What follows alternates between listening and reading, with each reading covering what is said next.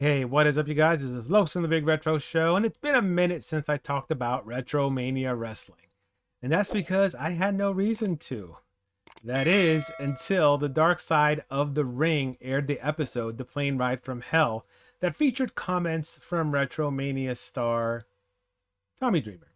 Now, Tommy Dreamer came off in this episode not so well. He was in that episode defending the actions of Ric Flair, who was chronicled in this episode as basically sexually assaulting a flight attendant. What happened was that during the plane ride from hell, which is a plane ride that was taken in 2002 by WWE staff who had just recently acquired ECW and WCW, they went on tour to Europe in a chartered plane. And aboard this plane was complete debauchery. And so what happened was, according to the Dark Side of the Ring, and if you haven't seen it, then go and watch it and then come back. But according to this documentary, Ric Flair came out in nothing but his robe, swinging his dick around, cornered a flight attendant, and put his dick in her hand. The flight attendant did not know exactly what was going on, and she was uncomfortable. She was uncomfortable throughout the whole flight. A lot of people would call that a sexual assault, a sexual battery, if you will. Not Tommy Dreamer. Tommy Dreamer was quoted in that episode of Dark Side of the Ring, basically defending Ric Flair, saying that it was no big deal, saying that Ric Flair didn't mean any harm, right? By sticking his dick inside of this flight attendant's hands. Okay, yeah, that was no harm at all. And basically brushing it off. He even made some comments kind of attacking the flight attendant, saying, well, if it was such a big deal, then why did you sue instead of going to the police? Well, maybe because she reported it to the airline company and they were like, don't say anything. She reported it to her husband too.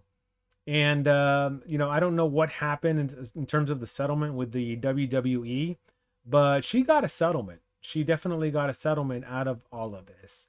But anyhow, the fallout from this episode has been extraordinary. Now, you would think it would be extraordinary for Ric Flair since he's the one who's accused of putting his dick inside the flight attendant's hand, but it's been more extraordinary for Tommy Dreamer.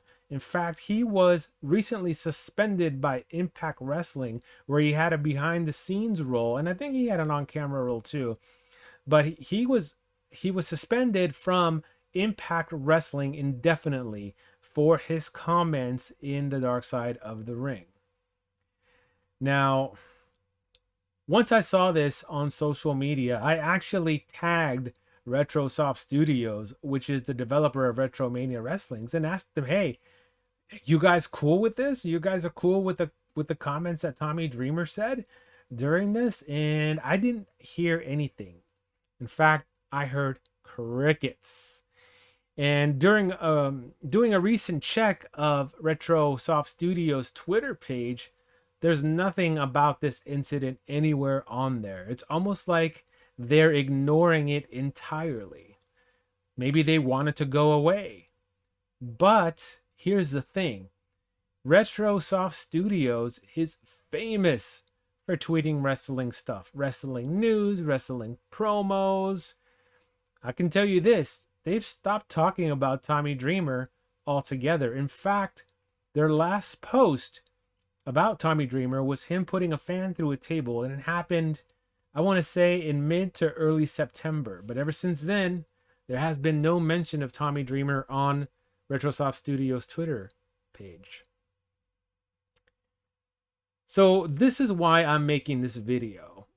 It's because I feel that Retrosoft Studios needs to at least condemn Tommy Dreamer's comments made during this episode of The Dark Side of the Ring. I can't imagine that anybody affiliated with Retrosoft Studios is okay with what he said. And if that's the case, they should say something about it rather than keep quiet and appear like cowards. Now, Other companies have made the right choice and right decision. Impact Wrestling itself suspended him. He was also banned from a podcast that he does. I don't know, I forget the name of it, but he was banned from there too. So there are companies that are condemning him. You know, I think it was Jim Cornette who did a recent statement about this, saying that Tommy Dreamer was off. He shouldn't have said all those things. He made himself look stupid. And I'm not saying that, you know, Tommy Dreamer is stupid, but it's not like he made these comments a long time ago. He made these comments recently, and it's lit up the whole wrestling world. Everybody has comments about it, but I just found it kind of odd that Retrosoft Studios is silent, and that's a big deal. That's a big deal because Tommy Dreamer is one of their big stars in their game. You know, I can't imagine why they haven't said anything. Maybe they just, like I said, maybe they just wanted to go away. Maybe they condone Tommy Dreamer's statements in the dark side of the ring. I just don't know because they haven't said anything. And to me, that's cowardly. Extremely cowardly. So anyways, guys, I don't want to ramble on too much longer, but I just think it's kind of odd. I think it's kind of odd for Retromania Wrestling not to at least condemn his statements. I'm not saying you have to delete the guy from the game because the ink is probably dry on the contract. But I think the responsible thing for you guys to do, Mike over at Retrosoft Studios, is to put out at least a statement. And although it might be a little late to do it, I think you should still do it. It would go a long way. And, you know, I want to know what your opinion is on this whole situation.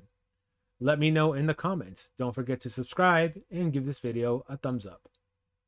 Or a thumbs down. I don't give a shit. And until the next one, I will see you on The Big Retro Show. Peace!